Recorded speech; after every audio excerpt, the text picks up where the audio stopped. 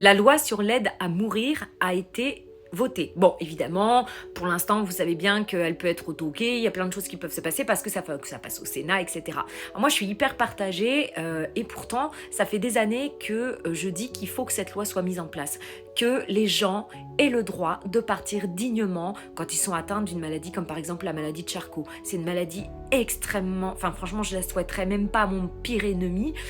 Cette maladie, c'est terrible. J'ai vu un reportage d'une dame qui a expliqué que de toute façon, elle savait qu'elle allait finir enfermée dans son corps et qu'elle voulait partir en toute dignité avant de ne plus pouvoir supporter tout ça, en fait. Donc effectivement, cette loi, elle est importante. Maintenant, la façon dont elle est régie, je suis un petit peu dubitative et je me dis qu'il va y avoir des dérives. Et notamment des dérives sur, tu vois, les gens qui n'ont pas le droit de s'opposer à la volonté de la personne, etc. Et le délai de réflexion qui me semble quand même hyper court. Et ce qui me dérange là-dedans aussi, c'est qu'il n'y ait pas d'intervention de psychiatre et de psychologue. En fait, pour être sûr que la personne est vraiment éclairée.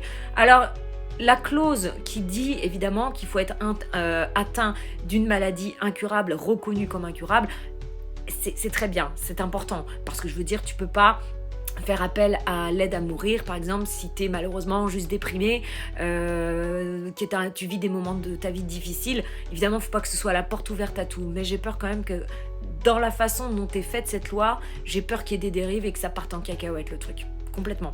Parce que demain, tu as des soignants qui peuvent proposer facilement ce genre de choses à une personne, par exemple, qui a un handicap lourd, mais qui n'y pense pas forcément, qui pense pas forcément à se dire ouais bah oui moi je vais mettre fin à mes jours. Voilà, j'ai un peu peur de cette dérive. Après, il y a aussi des gens qui sont complètement starbés, qui se disent... Alors, j'ai vu des reportages de gens qui disaient « Oui, mais moi, je suis handicapée, je n'ai pas envie de mourir. » Alors, personne te demande de mourir, en fait, hein, personne. Si t'as pas envie de passer l'arme à gauche, tu passes pas l'arme à gauche. Heureusement, je veux dire, c'est pas une obligation, cette loi. Mais je trouve que c'est important que les gens aient le choix, parce qu'il y a des maladies qui sont vraiment... Mais les gens sont dans des souffrances extrêmes. Moi, je pense à Vincent, je sais plus son nom de famille, à ce monsieur qui, il y a des années, il était infirmier. Et il a eu un grave accident.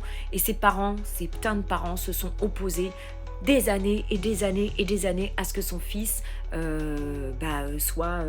son fils meure, quoi, leur fils meurt. Je peux comprendre, c'est des parents, etc. Mais ce mec, en plus, avait bien dit que si un jour ça lui arrivait, qu'il voulait pas finir comme un légume dans son lit et qu'il voulait qu'on mette fin à ses souffrances.